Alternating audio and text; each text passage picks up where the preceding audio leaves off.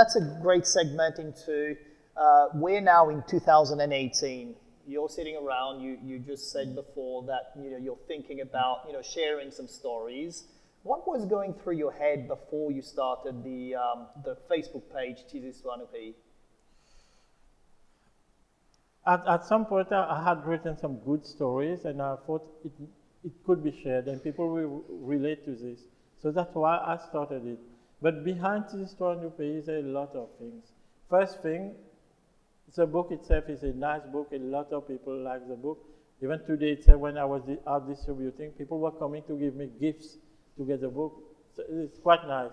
But it is not a book that anybody will read and say, wow, this guy is a brilliant writer, because I'm not a brilliant writer. So it's about giving something to people and really talking their language. The book is not for a guy who, like, I don't write books for authors, for people who are in the field of writing. I write for the common people. This is I'm saving it. And something very interesting is, we keep saying that people don't read anymore, but you should see the number of people who want to have this book. A lot of people who came to buy this book, they told me, I never read anything, but I want to read your book. People say today, people don't read on paper, they read on the screen, but still people want to buy this book. And then, like, people say, nobody will buy your book if you print your stories online. I did that and people still want it. So it's about, like, at some point you have to know what the people want. When I was writing, I was paying attention, what do they like and so on, adjusting to it. So eventually it's about them, not about me. So I was able to do it because I felt at some point I can understand them, I know what they like. And it went like this. So I think a lot of people, when they write for themselves. Like, I can write a beautiful text that I adore and nobody likes, but at some point you have to know what your reader likes. It's about this. So Tizistwar Nou Pays, it's really a cake. I want the people who read it to like it. And that was the genesis point of Tizistwar Nou Pays, the Facebook page. Yes. And I think the segment here is actually quite interesting because you're writing it for them, and there's something to say in sharing part of what you're communicating from an emotional standpoint to make others happy, right? Yes. So what has been the sort of response, the early days of Tizistwar Nou Pays, the Facebook page? What has kept you going? Like, were there messages of encouragement, and etc.? Like, when I started writing the first story, La Veille l'année, that is about New Year Eve. First time I launched it on New Year Eve itself. So this was a story that should be out. Immediately people started liking and commenting and sharing their own stories. Then I posted a second one, then a third one. Based on this, the response was immense. So people started telling me, why don't you write your book? We want this in a book. So it started like this. But one turning point has been one day when I receive and like everybody, you are doing something and you are being successful. You start thinking, how do I make money out of it? But one day, one Saturday evening, I received a message in inbox from an old guy, a very old guy. When he wrote to me, when I read it, at times it's obvious when you read someone's writing, you can see the person is not used to writing. He is making an effort because he has something to say. So I read it, and in this he told me, every Thursday, I'm waiting for your story to be out because I want to read it. And then he told me, every time he cries when he reads it, because it touches him so much. So this was a turning point. From this point, for me, it became clear that I didn't want to write this book to make money. I wanted to write and publish this book because it will bring something to these people. And they were my audience. So something very interesting and worth sharing. So suddenly, like, I knew this guy will be waiting for this book to be out, so I needed to publish it. So then I first contacted a printer. I told him, I think I will write 24 stories because there are 12 months, so 24 seems a nice number. How this will be about 200 pages. How much will it cost? So they gave me a price that was so high, it was out of question. They told me you should not print in color. It should be in black and white, not 24 drawings, only 4 or 5. So my project was dying a slow death. So this was an important point. So that's when I met you. We met the first time, I think it was in March or April. So I thought, we discussed, you were discussing your project of launching your company. You had just started, in fact. And I was telling you about my idea of this book. Then I remember you told me a few things that got me thinking. One of these was, you told me internet offers possibilities for people. People don't realize how much internet, social media, digital media can help them. So from then on, we started working together, and then when I came home every week, every day, every week, I used to tell my brother, you know, I don't know, today James explained something, this is brilliant, and it went on like this.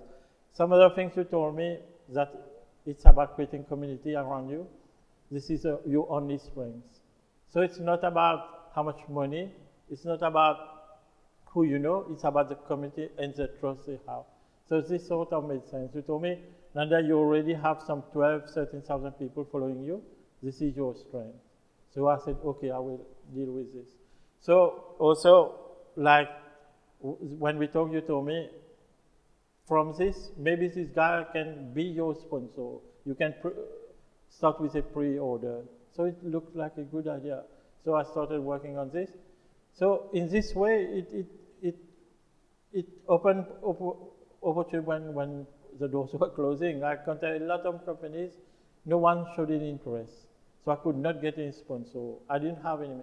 How do you do? Like, for me, for most of us who are professionals, we work, we get a salary, and we go home, we're happy.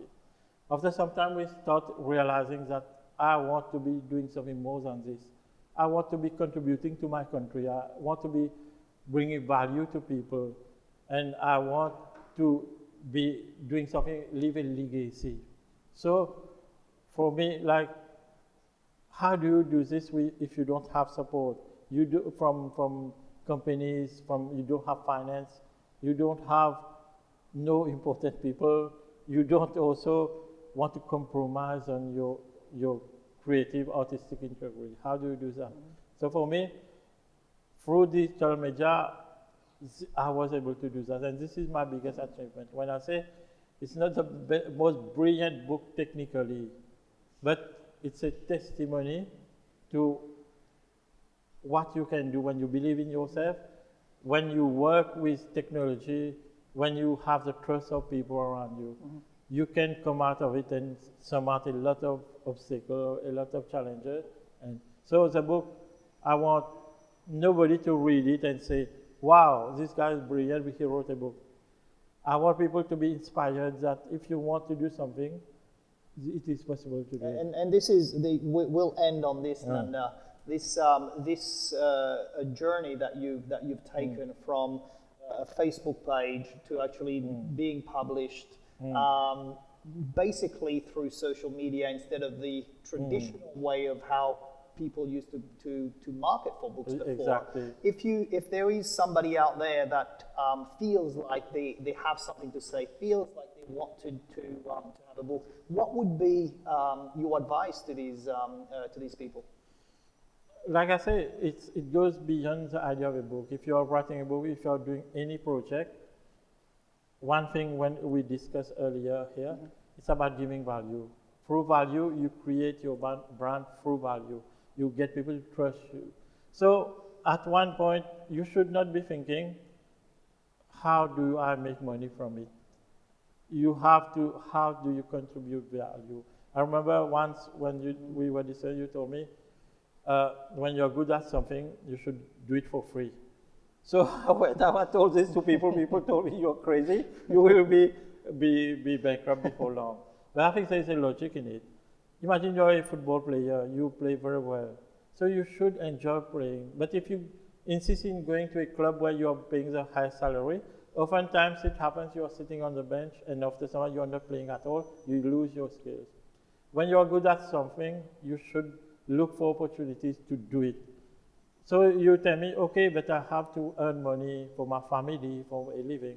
Yes, but this, you can do any job to make money. You can take a broom and sweep the floor and make money. And it is not humiliating if you are doing for your family, for your life. Then there is no merit. You do it. Do it and make money this way. But what you do well, you have to do it for free. Or at least do it so you can express yourself fully without constraint. Don't say, I will do something when people trust me or give me opportunity. Create your opportunity as you go. This book, for it to be out, I needed to offer it, the stories for free online. I started offering publishing for free. I wanted to publish 5 stories. Then I published 10, 15, and then all the 24 stories for free. What it gave me, I lost money? I don't think so. I got people to trust me. And these people started saying, hey, this guy, he means well, he's good meaning, and he writes well. So I can trust him. The book is out. Tomorrow, if I publish a second book, now I won't need to give 24 stories for free. I may not even need to give any story. And I think the part of the story is obviously you have value that people recognize, but it's a difference of actually selling a product and creating fans that support you because they find something absolutely valuable in this. And that's part of the reason why the book can sell. Right, because you have this community around you. Exactly. So what can we expect in the next few months from Nanda Pavaday? And new books or new projects? Or is it too early to tell? No, the next project is to buy a ship and go around the world. No, I make a lot of money. So, like, for me, this is the first step. I want people to be happy. I want people to be reading the book with their parents, their children, so on. Some people who write to me tell me they're buying the book so that one day their child can read. This is beautiful. So I want to end the year like this, people to send me photos of themselves in family sharing moments around this book. This will be too good. Then for next year, obviously, there will be a book too because I already have a lot of stories in store. But there will be developments from this also, different aspects of the brand itself. But it's always about giving value to people and contributing something, being happy, able. I think this being able to contribute to make people happy is a privilege we don't all of us have. We have to create it, and once you start doing it, you have to keep doing it. It's great. This way, spiritually, too, it makes sense. Bringing joy to people. Today, when I'm sitting with a book and people are coming, you can see the joy. I was saying, one guy came and told me he has bought the book. I gave him, I said, you want me to write a message? He said, hey, it's not for me, it's for my wife. I don't know what happened. She wants to write this book. I came from the south, I traveled this way to buy the book. I was okay. They said, my wife loves what you write, so I want to give her this for her birthday. This is good, no? So you're contributing something of value. This is the best reward. The success is a book. If you ask me how many books I've sold, I have sold a lot, but it doesn't matter. It's the other side. I've made a lot of people happy. So fantastic. I couldn't have said it better. Nanda Pavaday, thank you very much, and thank congratulations. You. Thank you, James. Ladies and gentlemen, Nanda Pavaday. Thank you.